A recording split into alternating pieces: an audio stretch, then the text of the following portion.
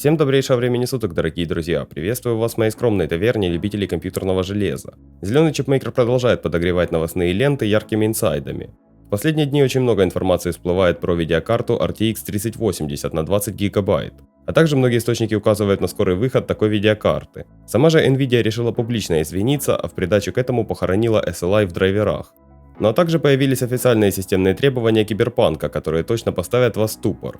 Обо всем этом и о многом другом я расскажу вам в этом выпуске новостей. Но перед тем как начать, не забудьте подписаться на мой канал и нажать на колокольчик.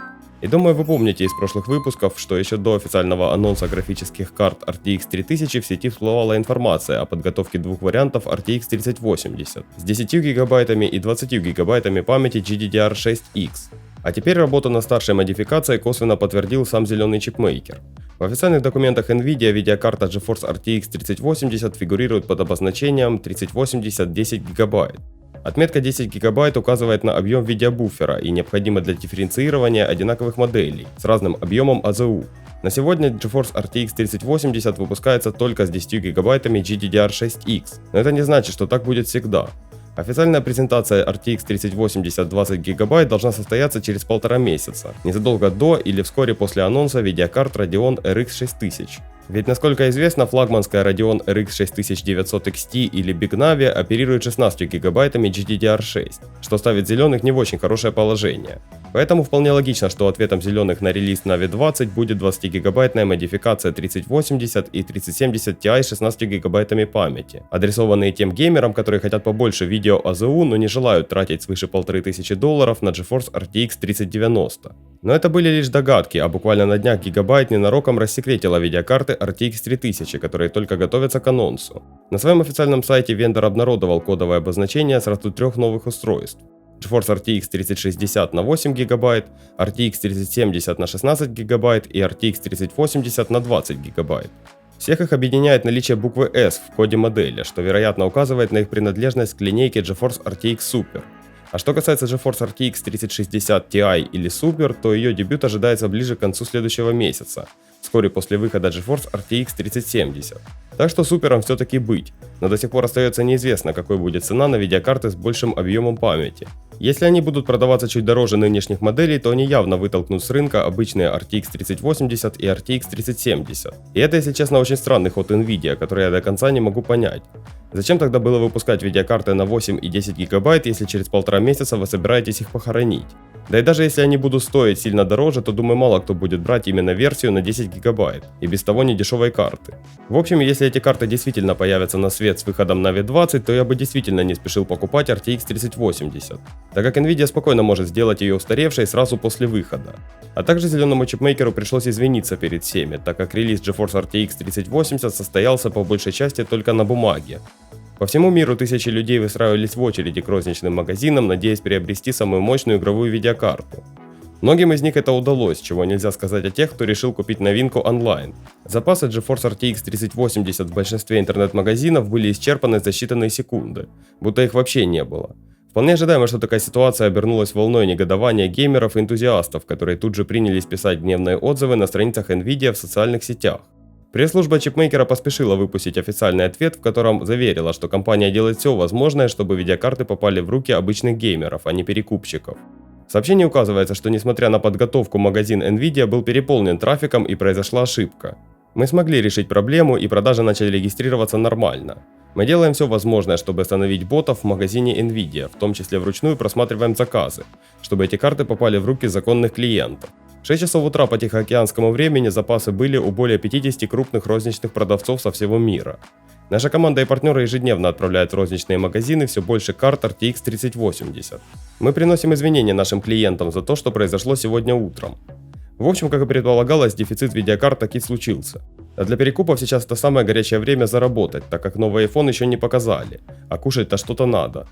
Я лично думаю, что дефицит закончится где-то ближе к ноябрю, так как видеокарт действительно очень мало во всем мире. Также Nvidia недавно объявила, что с 1 января 2021 года она прекратит предоставлять новые профили SLI в своих графических драйверах. Вместо этого зеленый чипмейкер будет работать напрямую с игровыми студиями, чтобы интегрировать аналогичную технологию непосредственно в их проект. Другими словами, ответственность за поддержку связок из 2 и более видеокарт полностью ложится на плечи разработчиков игр. Благо современные API позволяют это сделать. В будущем видеокарты смогут работать связкой только если сами разработчики посчитают, что такая фишка необходима их проекту. Также компания Nvidia выпустила свежий драйвер GeForce 456.38, главное новшество которого поддержка видеокарт GeForce RTX 3080 и RTX 3090. Свежий релиз также содержит оптимизацию для онлайн-шутера Fortnite, где в последнем обновлении реализованы эффекты с трассировкой лучей и технология DLSS, а также оптимизацию для Mafia Definitive Edition. Также на днях состоялся релиз переработанной версии культового шутера Crysis, и как в старом добром 2007 году ни одна из представленных видеокарт не способна обеспечить комфортный FPS при максимальных настройках графики. А Crytek удачно пошутила и назвала максимальный профиль Can It Run Crysis. Известный канал Linus Tech протестировал Crysis Remastered на мощнейшем игровом ПК на базе Intel Core i9-10900K с 32 гигабайтами оперативной памяти DDR4 3200 и видеокартой GeForce RTX 3080. По словам ведущего канала, в разрешении 4К Ultra HD его игровой монстр с трудом выдавал от 25 до 32 кадров в секунду на профиле Can It Run Crysis. Затем он уменьшил настройки игры, чтобы повысить производительность. И даже в этом случае ему все равно не удалось получить постоянную скорость 60 кадров в секунду на GeForce RTX 3080. И в первое время после релиза Crysis Remastered не поддерживает интеллектуальную технологию сглаживания DLSS 2.0, позволяющую поднять производительность без особого ущерба в графике. А Crytek обещала добавить поддержку DLSS 2.0 в будущем. А от Киберпанка прилетели шокирующие требования. Разработчики заявляют, что рекомендуемая видеокарта понадобится уровня 1060 на 6 ГБ, а игра сожрет всего 12 ГБ АЗУ. Но самое интересное, что процессор рекомендуют всего-то Ryzen 3 3200G. Если честно, я не ожидал увидеть такие требования для такого огромного проекта. И если игра действительно будет работать нормально на рекомендуемых настройках, то это будет однозначной победой в оптимизации. А веб-ресурс Videocards составил таблицу с результатами тестирования GeForce RTX 3090 в бенчмарках 3D Mark Time Spy и 3D Mark Time Spy Extreme. И как видите, преимущество новинки над уже вышедшей GeForce RTX 3080 составляет всего 19-20%. Если сравнивать видеокарту с игровым королем предыдущего поколения в лице RTX 2080 Ti, то здесь она демонстрирует полукратное превосходство. Наибольший отрыв GeForce RTX 3090 показывает в разрешении 2160p, что только укрепляет ее звание ультимативной карты для 4К гейминга. И напоследок новость чисто посмеяться. В то время как Nvidia полностью отказалась от систем охлаждения с центробежным вентилятором, компания Gigabyte решила оснастить турбиной одну из модификаций GeForce RTX 3090. ТДП этой видеокарты составляет 350 Вт, а новинка получила незамысловатое название RTX 3090 Turbo. Зачем делать такую систему охлаждения, известно, наверное, только Гигабайту. Но на фоне других систем охлаждения она выглядит просто смешно. Кстати, рабочие частоты такой карты полностью соответствуют рекомендованным Nvidia.